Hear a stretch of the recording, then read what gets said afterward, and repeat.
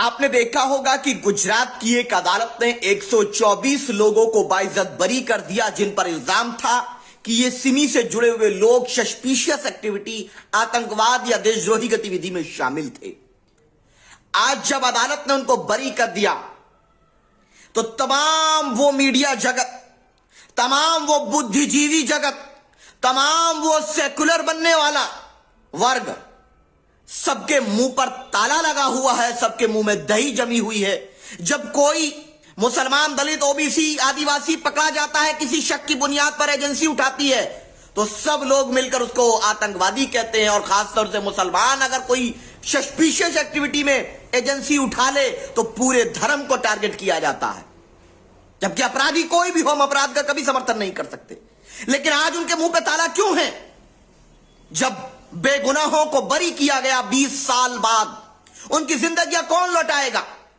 उन एजेंसी के गंदी मानसिकता के लोग जो जानबूझकर आला अफसरान के दबाव में बेगुनाहों की जान से खेलते हैं, उन पर तो आवाज उठाना पड़ेगा कि इनके 20 साल कौन लौटाएगा, इनका कंपनसेशन कौन देगा, इनकी जिंदगियां बर्बाद हो गई, उनको कौन संभालेगा, इनके बच्चे बेकार हो गए।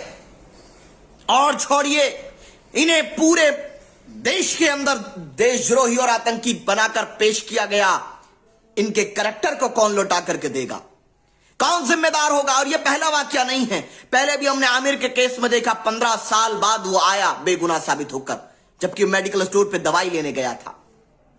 कब तक इस देश के अल्पसंख्यक यानी मुसलमान, दलित, आदिवासी इस तरह के आरोप के जरिए पूरी तरह से बेइज्जत होते रहेंगे और कोई बोलने वाला नहीं है?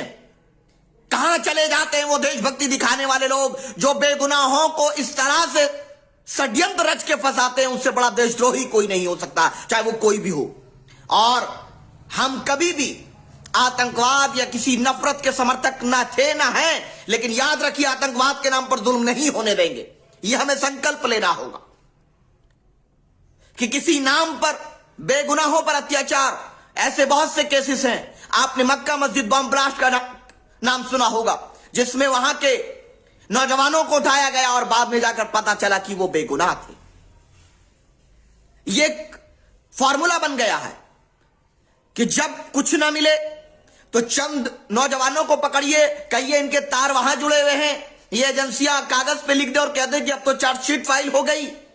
और टीवी चैनल्स आज के जमाने के तो ऐसे हैं कि अगर एक कोई कृत्य कोई व्यक्ति कर दे, कोई अपराधी कर दे, तो पूरे वर्ग को, पूरे समाज को उससे जोड़कर पूरे तरीके से साजिश रचने लगते हैं बदनाम करने की।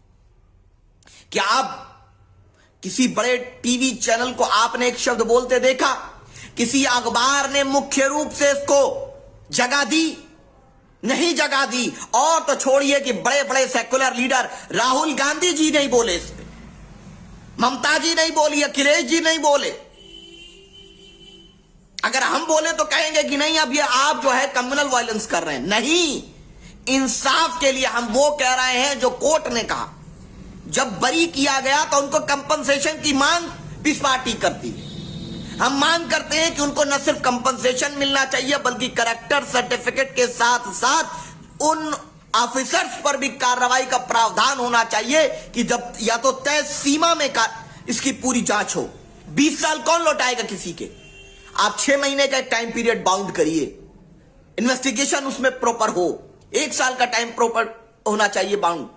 लेकिन इस तरीके से जीवन बर्बाद होता रहा। और आपको बता दें, ज्यादातर पढ़े लिखे नौजवानों को टारगेट किया जाता है, इंजीनियर्स, डॉक्टर्स, लॉयर्स।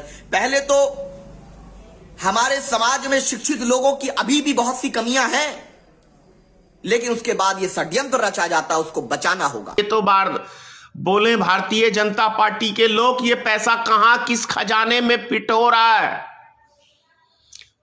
पेट्रोल 100 के पार हो गया, ये किस खजाने के अंदर जा रहा है? भारतीय जनता पार्टी की सरकार 65 रुपए प्रति लीटर देश की जनता को चूस रही है। ये किस खजाने में पैसा जा रहा है?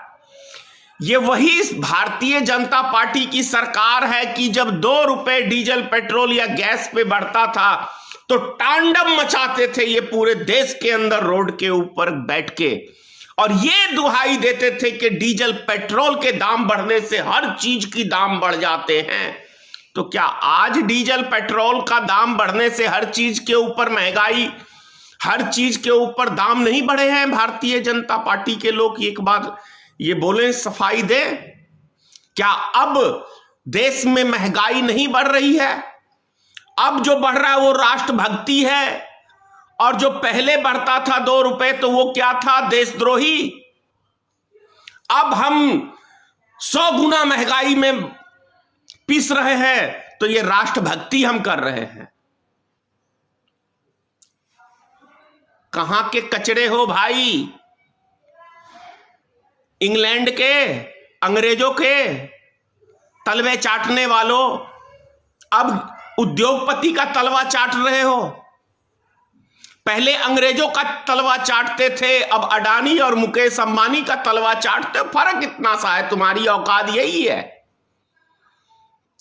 सिर्फ 2 आदमी के लिए पूरे देश का खून निचोड़ के 2 की झोली में डाले जा रहे हो, डाले जा रहे हो, डाले जा रहे हो। सिर्फ एक सत्ता, सिर्फ एक कुर्सी पे बैठने के लिए। दुनिया का पहला प्रधानमंत्री है नरेंद्र मोदी, जो सिर्फ एक सत्ता प्राप्त करने के लिए पूरे देश की जनता का खून निचोड़ के केवल 2 व्यक्तियों की झोली में सारा खून डाल रहा है। वो है मुकेश अंबानी, वो है अडानी। हमारे इतने किसान भाई शहीद हो गए, इस पे दुख चिंता नहीं है भाजपाइयों को। वो नौटंकीबाज है, और ये वही भाजपाई हैं, वही किसान का लीडर है। जब इनकी सत्ता नहीं थी तो इनके लिए ये आंदोलन में आते थे। समझो 5 राज्य का चुनाव है, क्या दे रही है भारतीय जनता पार्टी? देश की जनता को क्या दे रही है? नफरत की बीमारी के अलावा कुछ नहीं दे रही है। और ना हमारे देश के नौजवानों का भला होने वाला है, क्योंकि नौजवान भाइयों, पेट भरने के लिए 2 टाइम का रोटी की आवश्यकता है, और रोटी कमाने के लिए रोजगार की आवश्यकता है, जो नरेंद्र मोदी सरकार में नहीं है। पेट भरने के लिए हमें 2 टाइम की रोटी की आवश्यकता है, और रोटी के लिए हमें रोजगार की आवश्यकता है, जो नरेंद्र मोदी सरकार के शासनकाल में नहीं है। तो क्या, कैसे भरोगे पेट? कैसे भरोगे? ये आपको सोचना है, आपको तय करना है। जय हिंद, जय भारतीय मित्र पार्टी।